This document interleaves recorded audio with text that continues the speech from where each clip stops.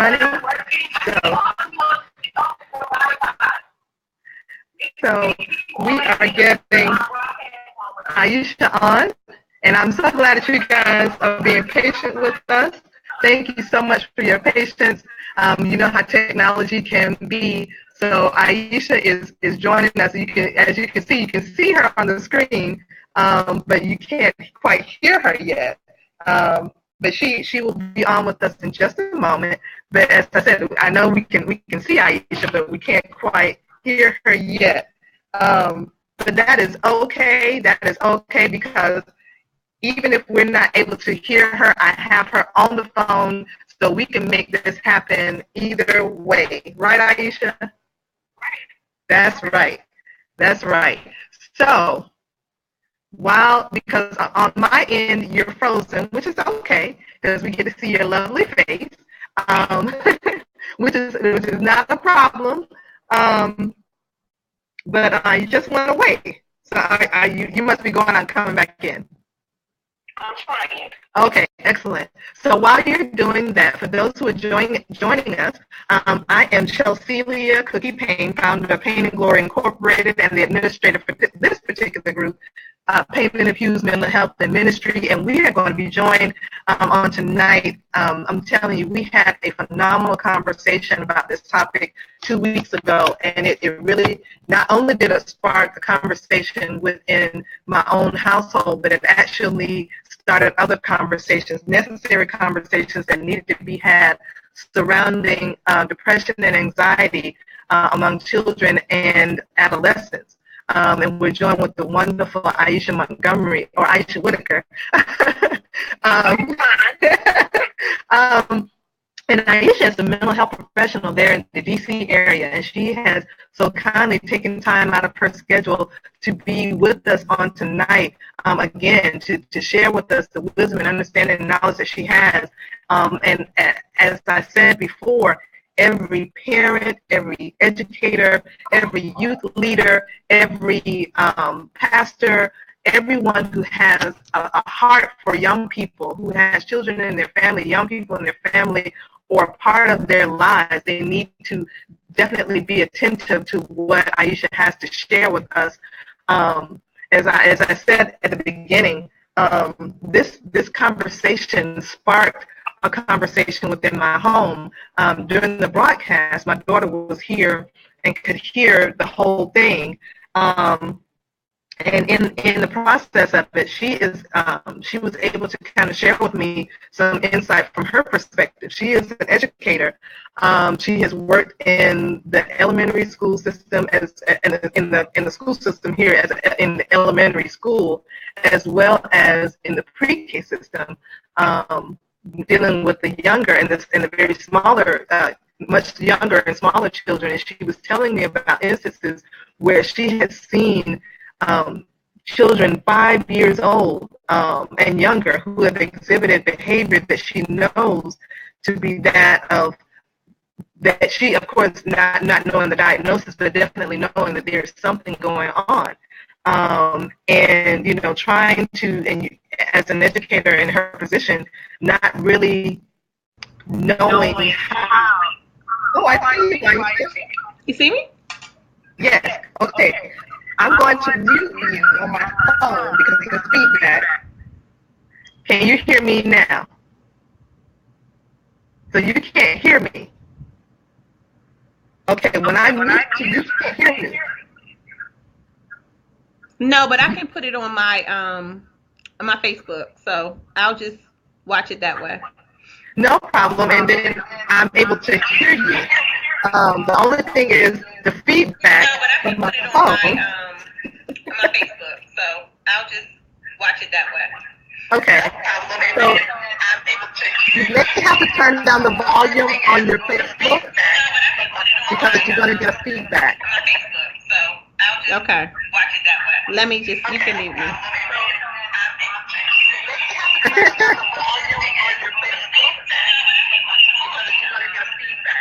Okay. Let me just, you can mute me. Perfect. Gotta love technology, right? Oh my gosh. It's ridiculous.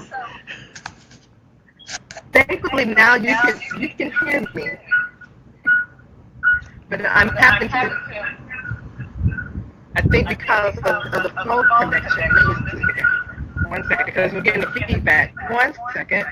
See if I can adjust that from my end.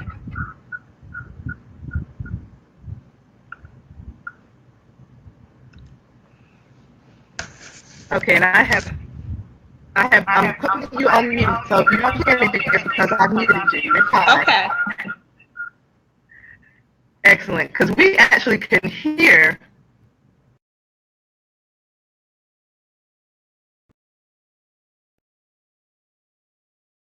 We actually can hear Aiysha, but she can't hear us, or he can't hear me rather.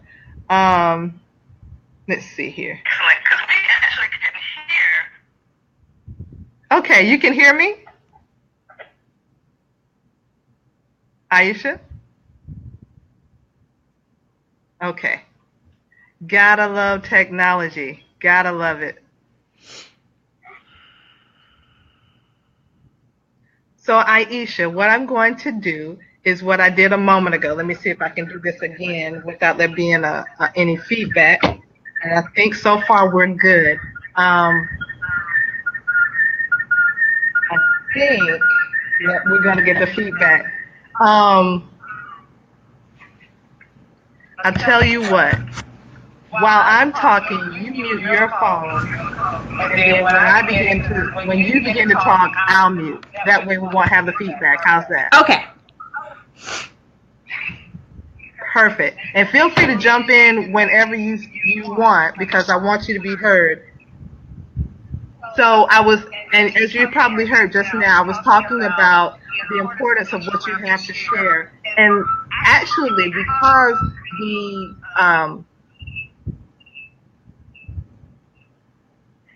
because the broadcast that we did last time, we didn't get a chance to really dive in, or people didn't get a chance to hear as we would have liked. So I just kind of want you to really expound on the level and the need of understanding that children and adolescents do deal with depression, and sometimes how that looks.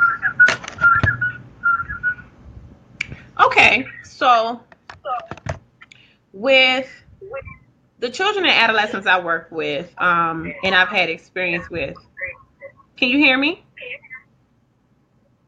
Absolutely, can hear you great. Okay. Basically what I have found is that there's a lot more stressors now than there were, like we discussed the last time in part 1. There are a lot more stressors now than there were when we were this age. With social media, and not just social media, but media in general. There's a lot of violence. There's a lot of fear-provoking information that's sent across. There are, like, for example, my children, when something happens, they have to shelter in place. So they have these drills where if there's an active shooter, they teach them how to protect themselves because of what's going on in the world today. We didn't have things like that. So it's kind of like our babies are on alert. And I think that is that's one aspect of it. But then there's another piece of, just connecting and communicating just as individuals. We didn't have a lot of texting. We didn't have any texting, as a matter of fact, no emails or anything like that. But, it kind of pushed us to communicate in a different way. So what they found is that kids this age, they have a more difficult time having normal communication, and they have some anxiety sometimes around verbally communicating with their peers because they don't do it or have to do it as often as we did when we were younger. So, and then there is some things that people are kind of born with. You clinically are depressed, or you clinically have this anxiety, but I think that the rise in social media, just violence in the media, the FCC, whoever controls what we see comes through the web and through the television, they've gotten a lot more lenient now than they were back then. We're seeing more, we're hearing more, we're experiencing more, and I think it takes a toll, not just on kids, but on adults as well. And let me ask you this, Aiysha. I mean, because this I've seen as well, is that parents are uninformed for whatever reason, whether it is denial or just, misinformation or not understanding. And so you've got kids who are dealing with parents who say things like, I went through this and I didn't have that problem, so you'll be all right. Or, I never had that problem, or that's not my child. Kids don't get depressed. Yep. So what tools or what things can parents start to look for and look at when it comes to our children? And let's just say anxiety. Let's use that as an example.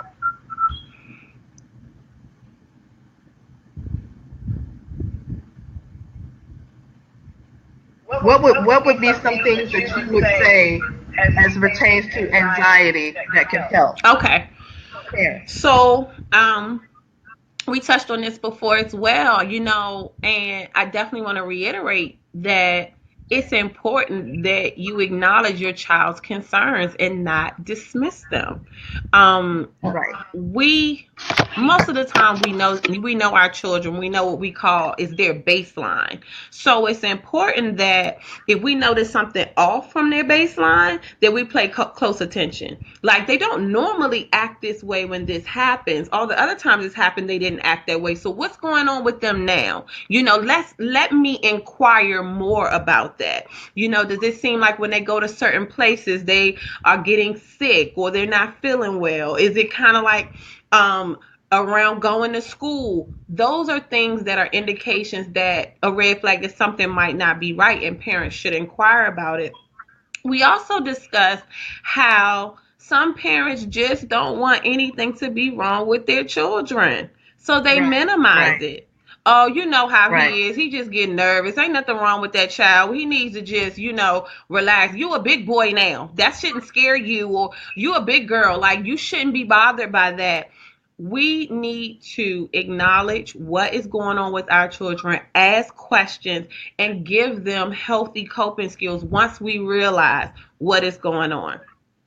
I had a That's the thing. I had a group last night with some children. They ranged in age from like 7 to 11.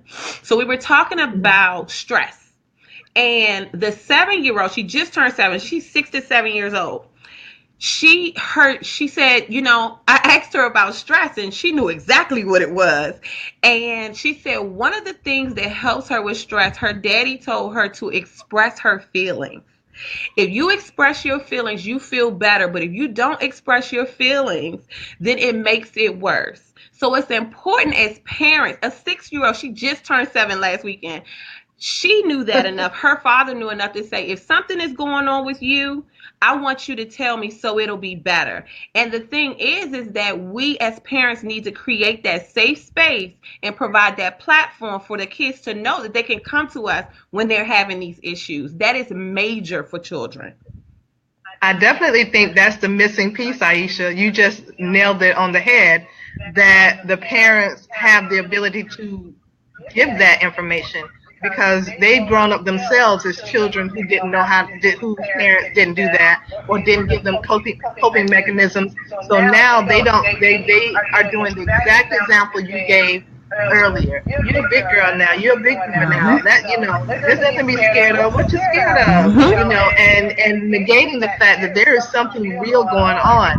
When I was growing up, I know a lot of people didn't get the opportunity to hear our broadcast last time, but when I was growing up, kids weren't allowed to go to like funerals like they are now. I mean, there weren't kid funerals like there are now. Kids are getting killed tragically. You're seeing it on the news, and parents are taking their kids to these funerals, and they're not equipping them with the information or the understanding that a child needs on that level to understand, because sometimes parents don't either. Adults have problems with death as well. Right. But imagine a child having to deal with that, or having to deal with it. You made a good point, which I really want you to go back to, that you discussed the last time, about the feelings of anxiety or unnatural fears that these children and adolescents deal with, that their parents don't quite get.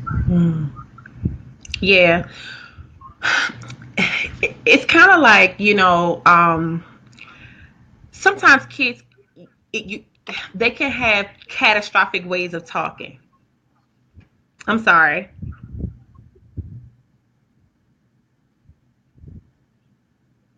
You kind of went out and coming back in. I can hear you fine. Oh no, Okay. you're fine. Okay, so sometimes kids can have this catastrophic way of thinking, and that is an indication that they're suffering from anxiety as well. If they're in a car and it's like, Mom, what if we get in an accident and we all, fly through the windows? You're lighting fireworks. What if the whole house burns down and we all die? What if they are spending a lot of time worrying about things that, I mean, anything could happen but aren't likely. They spend Right, time thinking right, about the worst case scenarios. And I think that that's right, language and things that the parents need to say, well, what's making you think about it that way? What's making you nervous right. about that? Because that is a good indication that they are having this issue within them that is causing them to be Yeah, afraid and to be worried. And right. it's not a imminent danger, it's not a real danger, it's perceived. It's It's kind of like, perceived. what Yeah, if, yeah. oh no, I feel like somebody's going to break in the house and do XYZ to me, and different things like that. And it's important that when parents hear this type of narrative, over and over Mm-hmm. again, they again ask those questions and they inquire, well, what about thinking this way, or what's making you think that way? I notice when such and such happens, this is the way you think. Is it something that makes you nervous about that? Can we talk about other ways that we can describe our family situations, or we can describe the events that we have? Okay, so Right, okay, the house number, what if we light the fireworks and it's a beautiful display outside? Let's talk about that. right, right. Not Change the necessarily narrative. Yeah, minimizing what they're saying, definitely right, acknowledging it, but letting them know that there are other ways to think. And if right, it's a real right, concern with you, okay, let's get water just in case there's a fire started or something like that, so we can be prepared. Let's prepare. Let's right, prepare for what right. might I happen, so love you that. don't have to be Yeah, afraid. Instead of just saying, I boy, love nothing's that. going to happen. What is wrong with you? Get it together. Right, You're and making that a big makes deal it out of worse. nothing. That's not what we want to That do, makes it worse. because that's not creating a Yes. safe space. No, and it makes it worse. Speaking as a child of that who suffered from anxiety, it does make it worse when your feelings and your thoughts and your emotions and everything is going a million miles an hour, and then someone that you trust, love, and think of as your strength says something to the contrary that dismisses what you are feeling. So you make that is a very valid point. Mm-hmm. So switching gears Mm-hmm. to the depression piece, because it's true that if we talk about depression among young people, our minds immediately go to teenagers. Mm-hmm. But depression can exhibit itself, as my daughter was sharing with me, in smaller kids as well. Mm-hmm. So and it exhibits itself. You gave some good pointers on how it exhibits itself in younger kids that may not look like what we may perceive. So could you give us some examples of that? Right. One of the examples could be irritability. It Okay. might seem like, the child might be restless. They can't keep still. They just kind of unsettled. Um, another um, another symptom is they act out. They might be acting out. It might come out behaviorally. They Right. might be very, very tearful. But that's usually, those are the signs that kind of parents look for. Oh, well, I did notice that, they were sad. It doesn't always look that way. Sometimes it looks like, I normally play with this group of people. I normally go outside to play, but I don't want to go outside to play. I Don't want to go. normally, Right. Right. wake up at this time, but now I'm sleeping in longer. But I think the Right. Right. one that stands out, the two that stand out the most for me is the irritability and the behavior, the acting out that parents see, that they look at as not necessarily depression, but as, children being disrespectful, or, children not being good listeners and things like that. So that's Mhm. addressed. but Yeah. what's underneath Yeah. it isn't. It's kind of like, Right. okay, so I noticed that you've been acting out a little bit. You know, how are you feeling? And a lot of times kids don't have the language. But one of the things They we've don't. started Right. doing at our job is incorporating emojis. So we actually use emojis Oh, for the that's younger good. kids to let us know where they are and how they're feeling in the moment, because they don't necessarily have the language yet. That is good. I mean, that's really good. Especially you hit on it because, as I said, my daughter deals with the younger children now. She was in the elementary school, but she deals with the younger ones. And you actually described it to the T. There's more than one, but one in particular that she told me about. Other teachers were talking about their behavior, Mm-hmm. but when my daughter got with this child, she began to listen to her and really, the little girl was telling her, I really don't want to act like this.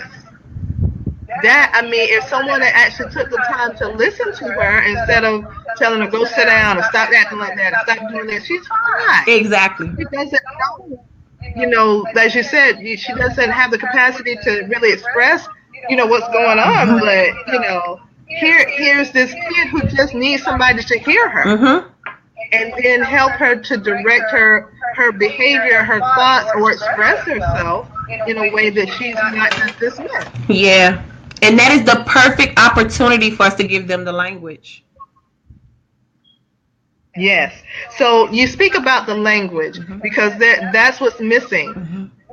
What are some resources that parents can go to or find helpful tips, information, resources on how to talk to their kids, how to have that conversation, how to know what to look for, and what are some resources for that? You know what's interesting? That one of the major resources, and everybody loves Pinterest, and you had to kind of bring that up, but they have so Yeah. many worksheets, and they have so many Oh, okay. tools that you can actually Okay. use.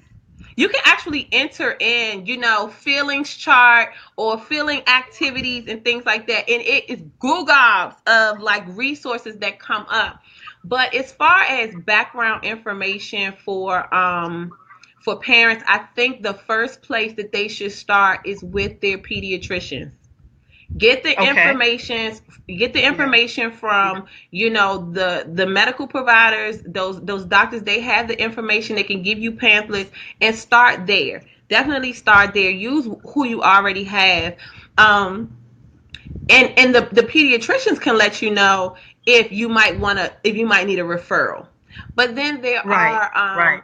other resources that you can get exactly from usually the pamphlets from the pediatricians that can give you the information as far as what I need to look for, things that I need to know, questions I need to ask.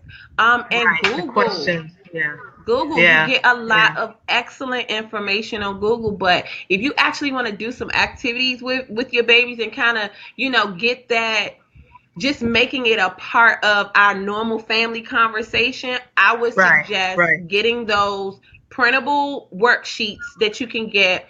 And I can actually give you that information, and so you can kind of post it afterwards. But you can Oh, definitely absolutely. get those Yes. worksheets and then make it fun.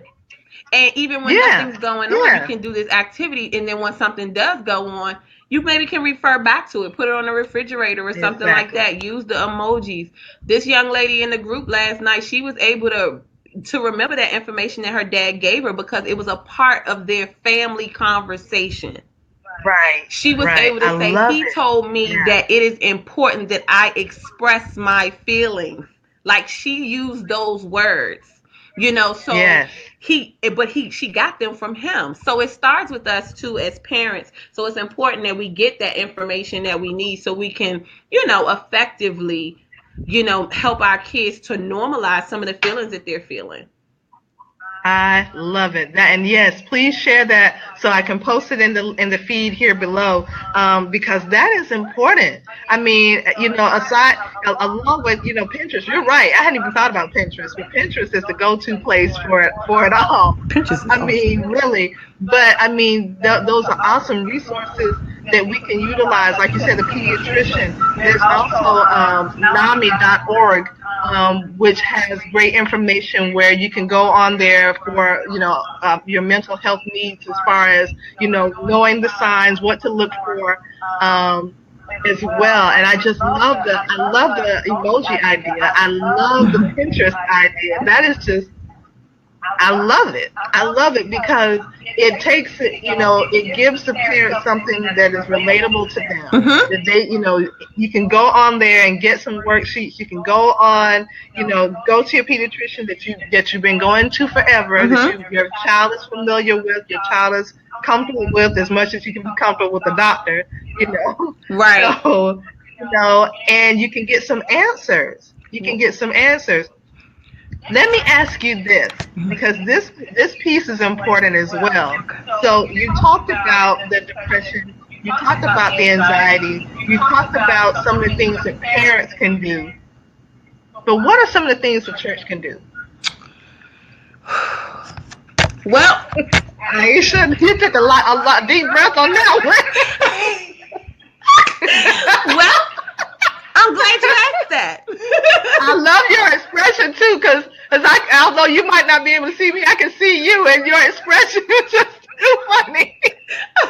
So, I would say the very first thing that the church needs to do is acknowledge it. That is the very first thing that needs to happen. It needs to be acknowledged. When we think about church and we think about our pastors and our leaders, we really rely on them to give us a word. We really rely on them to help us through Wednesday to Bible study or next Sunday to the next Sunday, because they actually are used by God to help us get through this thing called life. So it is important that the things that they're discussing from the pulpit, in children's church, in Sunday school, lines up with what's going on with our real life experiences. And guess what? Kids are depressed. Kids are getting bullied. Kids have anxiety, and it needs to be discussed. So I think the very first thing that needs to happen is that it needs to be acknowledged. And there needs to be, scriptures and things like that to, of course, support it, but not just for the adults, for the babies as well. As well. So I think that just starting there and maybe doing a series or something like that, but acknowledging it, paying that close attention to it. The suicide rate has gotten alarmingly high. So it's not a non-issue. It's actually something that's very prevalent. So I think that it's worth acknowledging and actually discussing. So that's where I think that they can actually start. Bringing in people, too, that have the information and the resources that they can utilize, even if it's on a Saturday morning for parents and for children and things like that. So I think that that's where they can start. Yes, I love that. You really touched on the very foundation, acknowledging it, because you can tell me all day long about Peter, Paul, Joseph, and Mary, but can you tell me about Elijah, who was dealing with mental health issues when he was dealing with anxiety? Can you tell me about them too? Everybody in the Bible did not have, didn't have a celestial experience, because in children's church you learn about the children's church level things, but if we're being honest, those very worksheets that you talked about can be utilized in the children's church. Yes, those very tools that you talked about can be utilized in the youth ministry. Yes. I mean, because if we don't acknowledge it, we're just coming and going and not getting it. So then you've got adults who are dealing with the same issue. Right. Which goes back to the name of this group, Payne in the Pews, Mental Health and Ministry. Yes. I mean, if it's not addressed as a child, trust me, it's gonna be there as an adult. Amen. And so it's not going anywhere.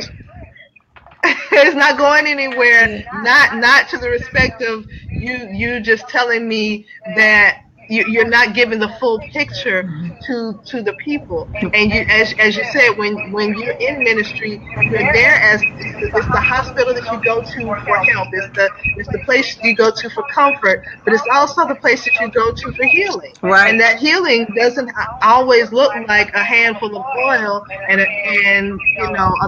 it doesn't always look like that. Right. Sometimes it looks like a referral to a therapist. Sometimes it looks like a visit to the doctor. Sometimes it looks like, as you said, bringing someone in who can talk to us about this. Yes. It's great to have people who can come in and talk about our finances, or talk about our marriages, or talk about our credit, which is all good. This is important. But what about the mental health piece? What about if we're going to talk about relationships as it pertains to a Christian foundation and Christian family? Your mental health ties into that relationship, because if I'm dealing with depression, if I'm dealing with anxiety, if I'm dealing with any, the spectrum is wide as pertains to mental health. If I'm not having that addressed and I'm just glossing it over and getting up from the altar and going back the same wounded person because I'm either not understood or I don't know what it is myself, so we just call it a demon. So now if I'm not equipped to really fully be healed because what I'm dealing with hasn't been addressed. Exactly. And that's unfortunate for our babies, for our children who are exhibiting the signs you said earlier. I used to, be involved in this, but now not so much anymore. Mm-hmm. Now I'm sleeping in later. Mm-hmm. Now my behavior has changed. These are all very key things to pay attention to, but if you are just so accustomed as a parent or as a leader or as a youth leader, as a counselor, as a teacher, to just saying, they're labeling people, they're just bad, or they're just different, or they're just quiet, or they're just shy, and not getting to what it is, then you're doing them, children, a disservice. They're just bad, or they're just different, or they're just quiet, or they're just shy. I'm thinking I'm hearing the feedback from your Facebook.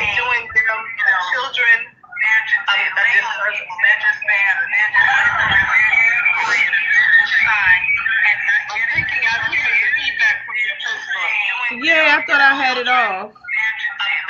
Sorry. Is that better? No problem. That's better? Yes, that's much better. Yes, ma'am. I'm sorry about that.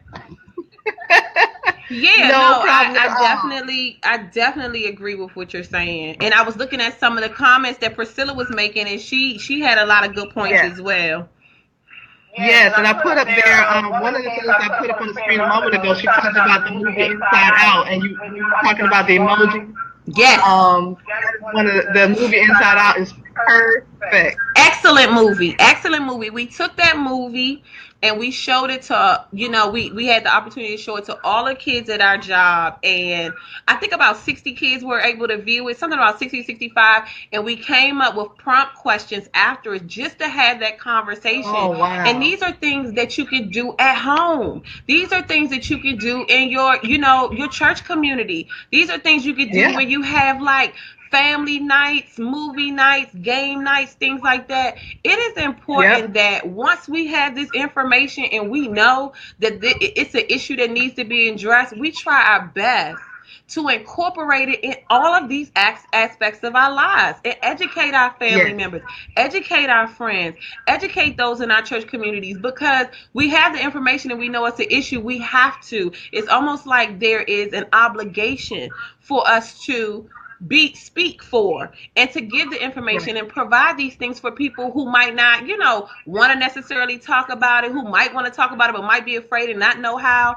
Speak for them until they're able to speak for themselves, because too often we sit on information, we sit on desires, we sit on these things that, we kind of know our concerns and we have ideas of things we can do. We need to put it out there. Our babies are suffering in silence, and it's unnecessarily so. It's unnecessary. Yeah, and they grow up to be adults that suffer in silence. Oh my God! Unfortunately, because it's taboo. You don't want to talk about it. it's the thing you don't want to talk about, because especially, as you were talking about a moment ago in church, because if you acknowledge that there's an issue mentally in church, then there's something wrong. You can have high blood pressure, diabetes, a broken leg, a limb falling out, and it'll be okay. We can pray for you. We can go with you to the hospital, come visit you. We'll bring you soup and salad or whatever to your house. But let something be wrong with you mentally, and you're shunned, you're ostracized, there's a demon. But if it's a physical malady, there's a difference. There is a difference. Do suffer in silence. Yeah. And it's so unnecessary. And I think that, it's time out for that. It is here. It is real. And it is normal. It is okay. And like you said, healing comes in different ways. So if I want the pastor to lay hands on me because I'm feeling depressed, absolutely. I want him to lay hands on me. But I'm also following up with my therapist. I'm also following up with my psychiatrist for my med. But I'm also believing God for my healing. But total healing sometimes requires other things.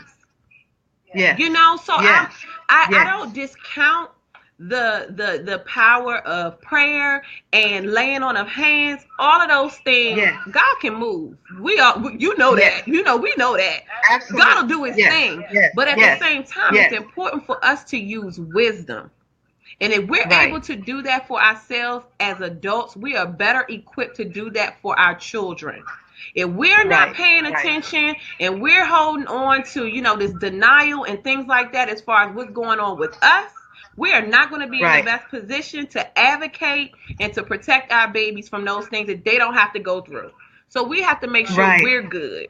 But yeah, I definitely believe that there is, a lot of changes that have been made in the church. People are paying more attention. They're having a lot of, workshops. They're having, different things going on to just address mental illness and having people come in. I know I spoke at something last year, and I was just overwhelmed, just by how open and how honest people were about what they were going through in the church, and how, they are relying on God for their healing, but they are also getting help. So there has been some movement, but I think we need to keep this train going.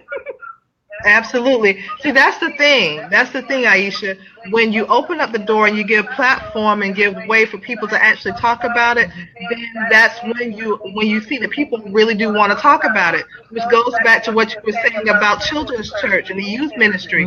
If you have something in place for these babies to feel like they can talk about it, they're not alone, that they can talk about it, that this is, as you said a moment ago, normal, that they're not alone. If this is available in our churches, in our organizations, not just in the churches, in the schools, in the youth organizations, I mean, there are a lot of things out there that our children are part of. That this sort of information can be incorporated in. Absolutely. If they know, if there's an outlet or an opportunity for them to know, there's a forum, as you just said a moment ago, where they can come to and be a part of and know that it's okay, that you're not the pink unicorn, that you are not you, there are other people just like you, then it opens up such a big area of healing.